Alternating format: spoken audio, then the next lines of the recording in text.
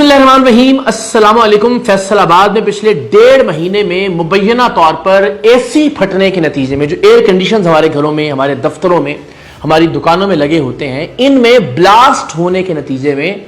14 अफराद जलकर झुलसकर जाँ बहक हो चुके हैं। 3 मुख्तलिफ वाकयात हुए हैं फैसलाबाद में पिछले 1.5 महीने में, और उनमें से 2 वाकयात ऐसे हैं कि जिनमें 14 अफराद मारे गए हैं। एक वाकया जो कि फैसलाबाद के इलाके शरीफ कॉलोनी में पेश आया, उसमें 9 अफराद जिनमें मासूम बच्चे भी शामिल थे वो जलकर और झुलसकर जाँ बहक हुए एसी में होने वाले धमाके के नतीजे में रिपोर्टेडली। और दूसरा वाकया डजकोट रोड पर पेश आया, जहां एक बार्बर शॉप में एसी फटने के नतीजे में 5 अफराद लुकमाए अजल बन गए। तो मजमूई तौर पर 14 अफराद पिछले 1.5 महीने में एसी में होने वाले धमाकों के नतीजे में मुबैना तौर पर जाँ बहक हो चुके हैं। तो अब सवाल यह पैदा हो रहा है कि ऐसा क्या हो रहा है, मौसम में ऐसी कोई तब्दीली आई है, एसी बनाने की टेक्नोलॉजी में कोई ऐसी तब्दीली आई है, या जो एसी के अंदर अब जो गैस इस्तेमाल की जा रही है उस गैस को तब्दील किया गया है, टेक्नीशियंस का कसूर है, एसी बनाने वाली कंपनियों का कसूर है कि इस तरह के वाकयात अब तवातुर से होना शुरू हो गए हैं। और अगर आपके घर में एसी है, आपकी दफ्तर में, आपकी दुकान में एसी है, तो यकीनन हम सबके लिए बड़े कंसर्न की बात है कि जहां हम अपने बच्चों के साथ, अपनी फैमिलीज के साथ, अपने दोस्तों के साथ इसलिए एसी को इस्तेमाल करते हैं कि हमें ठंडी हवा मिले, कि मौसम की जो गर्मी है उससे हम बचे रहें। और अगर यही हवा मौत के शोलों में तब्दील हो जाए तो ज़ाहिर है हम सबके लिए बहुत ही तशवीश की बात है।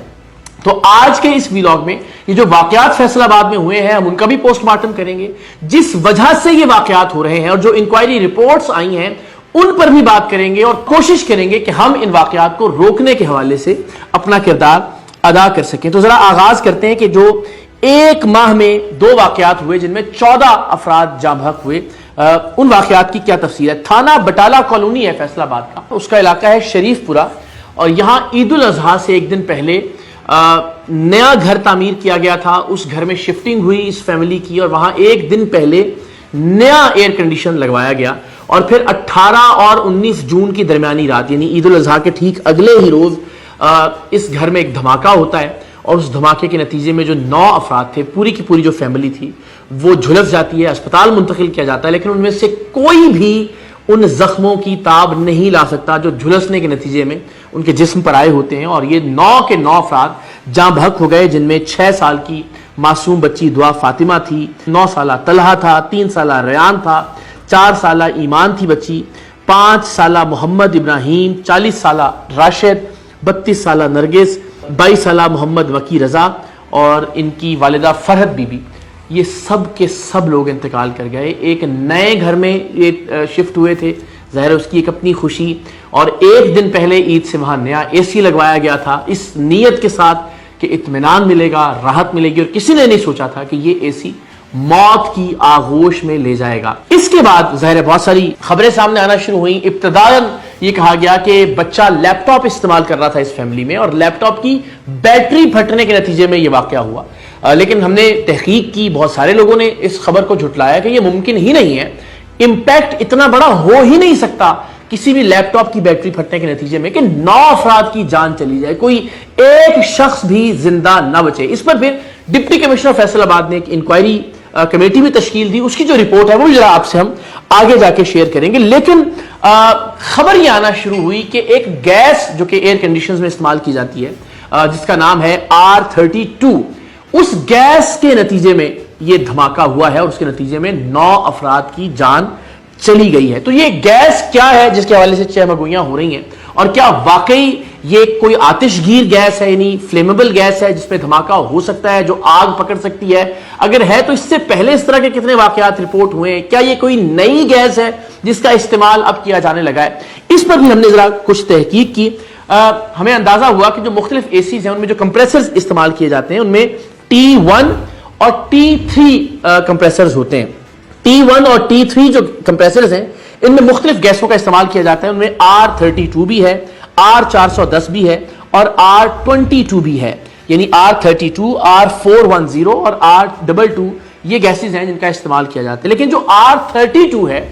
ये एक आतिशगीर गैस है, यानी ये आग पकड़ सकती है। फिर इस गैस की कोई खुशबू भी नहीं है, ये वजन भी रखती है, और ये ज़ाहिर है जमीन के जो निचला हिस्सा है उसमें जमा होती रहती है, اور اگر کوئی بھی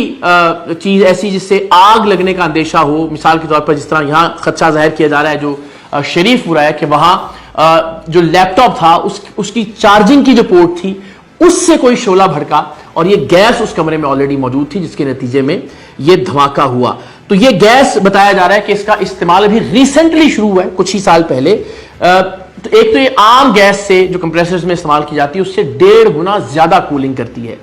دوسرا یہ کہ نسبتاً سستی ہے اور اس لیے اس کا استعمال بہت زیادہ بڑھ رہا ہے۔ لیکن بہرحال ابھی یہ پائے ثبوت کو پہنچنا باقی ہے کہ کیا واقعتاً یہی گیس فیصل آباد میں ہونے والے ان 3 دھماکوں میں ان کا موجب بنی، ان کی وجہ بنی۔ اس پر ذرا ہم آگے چل کر بات کرتے ہیں۔ اب آ جاتے ہیں ذرا ڈپٹی کمشنر صاحب جو فیصل آباد کے ہیں، انہوں نے جو انکوائری کمیٹی تشکیل دی، اس کمیٹی نے جو اپنی رپورٹ تشکیل دی اس میں کہا گیا کہ جس کمرے میں یہ دھماکہ ہوا اس کمرے سے متصل کچن تھا جہاں شاید جو نیچرل گیس ہے، جو سوئی گیس ہے، اس کی لیکیج ہو رہی تھی اور الٹیمیٹلی جو بچہ لیپ ٹاپ استعمال کر رہا تھا اس کی بیٹری میں کسی طرح کا کوئی شعلہ بھڑکا اور الٹیمیٹلی وہ گیس جو کچن سے لیک ہو رہی تھی اس نے آگ پکڑ لی۔ لیکن یہ منطقی نہیں لگتا اس طرح سے کہ وہ گیس جو کہ کچن میں استعمال کی جاتی ہے اس کی عام طور پر ایک سمیل ہوتی ہے، اس کی ایک بو ہوتی ہے۔ ہم سب جانتے ہیں، ہمارے گھروں میں اکثر بڑے بوڑھے ہمیں کہتے ہوئے دکھائی دیتے ہیں کہ یار گیس کی سمیل آ رہی ہے، چیک کریں کہ کہاں سے ہے۔ تو یہ نہیں ہو سکتا کہ 9 افراد کو اس بات کا احساس ہی نہ ہوا ہو کہ جو کچن ہے اس کی گیس لیک ہو کر کمرے میں بھرتی رہی ہو اور ایک دھماکہ اور اس کے نتیجے میں یہ لوگ جاں بحق ہو گئے ہوں۔ تو ظاہر ہے عقل اس بات کو تسلیم نہیں کرتی۔ لیکن اس کے بعد R32 جو گیس ہے اس کے حوالے سے شکایات موصول ہونا شروع ہوئیں۔ ابھی یہ معاملہ چل ہی رہا تھا کہ فیصل آباد ہی میں ڈچکوٹ روڈ پر ایک باربر شاپ میں دھماکہ ہوا اور اس کی ابتدائی رپورٹ بھی یہی تھی کہ وہ دھماکہ اے سی میں ہوا یا اے سی سے لیک ہونے والی گیس کے نتیجے میں وہ دھماکہ ہوا۔ اس کے بڑے خطرناک ویژولز بھی ہیں، کچھ ویژولز آپ سے ہم شیئر کرتے ہیں۔ یہاں ایک جو اندر شخص تھا اس نے سگریٹ سلگایا اور سگریٹ سلگاتے ہی دھماکہ ہوا اور اس میں ہم دیکھ سکتے ہیں کہ کس طرح سے آگ کے شعلے اس دکان سے باہر نکلے اور پھر اس کے بعد کچھ ایسے مناظر ہیں جنہیں بہت زیادہ دکھایا بھی نہیں جا سکتا کہ آگ میں جلتے ہوئے نوجوان باہر آئے، پھر انہیں الائڈ اسپتال منتقل کیا گیا اور وہ بھی جاں بحق ہو گئے۔ 5 اموات اس واقعے میں بھی ہوئیں اور اس واقعے میں بھی ذمہ دار ٹھہرایا گیا ایئر کنڈیشن کو۔ کہا گیا کہ اے سی میں دھماکہ ہوا اور دھماکے کے نتیجے میں یہ 5 افراد جاں بحق ہو گئے۔ اب ان دونوں واقعات کے اندر جو ابتدائی خدشہ ہے یا جو پہلا خیال ہے یا جو پہلی شکایت ہے وہ R32 گیس کے حوالے سے ہی درج کروائی جا رہی ہے۔ اس پر ہی تحقیق ہو رہی ہے کہ اس ہی گیس کے جمع ہو جانے کے نتیجے میں، اس گیس کی لیکیج کی وجہ سے، چونکہ اس کی کوئی سمیل نہیں ہوتی، یہ گیس وزن رکھتی ہے تو اس لیے زمینی جو حصہ ہے اس پر یہ اکٹھی ہوتی رہتی ہے اور جب بھی کوئی شعلہ دیکھتی ہے یہ بھڑکتی ہے، دھماکہ ہوتا ہے اور اس کے نتیجے میں لوگ جاں بحق ہو جاتے ہیں۔ تو کیا یہ گیس آپ کے اور ہمارے جو اے سی ہیں ان کے کمپریسرز میں بھی استعمال کی جا رہی ہے؟ بالکل ایسا ہی ہے۔ اس گیس کا بڑے پیمانے پر استعمال کیا جا رہا ہے اس وقت جو ایئر کنڈیشنز کی صنعت ہے اس میں، اور اس کے حوالے سے اب حکومت کو ظاہر تحقیقات کرنی چاہیے کہ واقعتاً اگر اس گیس کی وجہ سے یہ واقعات ہو رہے ہیں تو کیا یہ گیس اتنی مہلک ہے؟ اگر ہے تو پھر اس پر پابندی عائد کی جانی چاہیے اور اس حوالے سے باقاعدہ انکوائری کی جانی چاہیے، باقاعدہ تحقیقات کی جانی چاہیے، جن کا اب تک بدقسمتی سے کسی طرح کا کوئی آغاز ہم نہیں دیکھ رہے۔ پھر یہ کہ کیا یہ گیس جو کہ ظاہر ہے ایک نئی گیس ہے نسبتاً جس کا استعمال بہت زیادہ کیا جا رہا ہے، یہ ریئیکٹ کرتی ہے؟ مثلا موسم کسی طرح سے اس پر اثر انداز ہوتا ہے یا ایسا ہے کہ کمرے میں، دفتر میں، دکان میں کوئی اور ایسا عنصر موجود ہو، کوئی اور ایسی چیز موجود ہو کہ جس کے ساتھ مل کر یہ مہلک ہو جاتی ہو، جس کے ساتھ مل کر یہ ریئیکٹ کرتی ہو اور اس کے نتیجے میں دھماکہ ہونے کے نتیجے میں اتنی قیمتی جانیں ضائع ہو رہی ہوں۔ اس حوالے سے بھی تحقیقات کرنا بہت ضروری ہے۔ ایک بات ذہن میں رکھیے کہ جب بھی دھماکہ ہوتا ہے، جو ایئر کنڈیشنز کا جو بلاسٹ ہے وہ بلاسٹ آؤٹ ڈور یونٹس میں بالعموم ہوتا ہے، یعنی ان ڈور یونٹ میں دھماکہ نہیں ہو سکتا۔ یہ جو باربر شاپ ہے یہاں بھی جو پگھلا ہوا اے سی کا ڈھانچہ ملا ہے جس سے یہ ازیوم کیا گیا کہ شاید یہ ان ڈور یونٹ کے اندر بلاسٹ ہوا ہے، وہ آگ لگنے کے بعد پگھلنے کی وجہ سے ان ڈور یونٹ کی حالت وہ ہو گئی تھی، لیکن آؤٹ ڈور میں بلاسٹ ہوتا ہے۔ ان واقعات میں جن میں یہ 14 افراد جاں بحق ہوئے ہیں ان میں خدشہ یہ ہے کہ گیس لیک ہو کر کمروں میں یا اس دکان کے اندر اکٹھی ہوتی رہی، زمین کے ساتھ ساتھ جمع ہوتی رہی اور جب بھی وہاں کوئی شعلہ بھڑکا اس کے نتیجے میں اس گیس نے آگ پکڑی، دھماکہ ہوا اور یہ 14 معصوم لوگ اپنی جان سے چلے گئے۔ تو جس وقت ہم یہ ویلاگ ریکارڈ کر رہے ہیں این اس وقت ایک اور واقعہ رپورٹ ہوا ہے فیصل آباد کے چک ملخم والا سے، جہاں ایک جو فوٹوگرافر ہیں ان کے اسٹوڈیو میں اے سی کا بلاسٹ ہوا ہے. لیکن خوش قسمتی کی بات یہ ہے کہ اس وقت اس اسٹوڈیو کے اندر کوئی شخص موجود نہیں تھا، لیکن جانی نقصان نہیں ہوا. تو 1.5 مہینے میں صرف فیصل آباد اور اس کے اطراف میں 14 افراد ایئر کنڈیشن پھٹنے سے یا ایئر کنڈیشن کی گیس لیکیج کے بعد ہونے والے دھماکے کے نتیجے میں جاں بحق ہو گئے. اور یہ ظاہر ہے کوئی معمولی بات نہیں ہے، آپ کے میرے ہم سب کے گھروں کے اندر ایئر کنڈیشننگ کا استعمال کیا جا رہا ہے. تو یہ گیس مہلک ہے، کیا ایئر کنڈیشنرز کے اندر کوئی ایسی خرابی پیدا ہو گئی ہے کہ جس کے نتیجے میں یہ بلاسٹ ہو رہے ہیں، یا فیصل آباد میں گیس کی سپلائی میں اسپیسیفکلی کوئی ایشو ہے، یا ٹیکنیشین جو ہیں ان کی جانب سے کہیں کوئی پرابلم آ رہا ہے، یا پھر جو بنانے والی کمپنیز ہیں ان کی ٹیکنالوجی میں کوئی تبدیلی آئی ہے جس کے نتیجے میں یہ پے در پے 3 واقعات ہوئے ہیں. ظاہر بڑی خطرناک بات ہے جب آپ سوچتے ہیں کہ جس گھر میں، جس کمرے میں آپ اپنے بچوں کے ساتھ ہیں، اپنی فیملی کے ساتھ ہیں، اپنے بزرگوں کے ساتھ ہیں، وہاں جو اے سی لگا ہوا ہے وہ 14 لوگوں کی جان لے چکا ہے ڈائریکٹلی اور انڈائریکٹلی. تو ظاہر ایک خوف کی لہر ہے جو ہم سب میں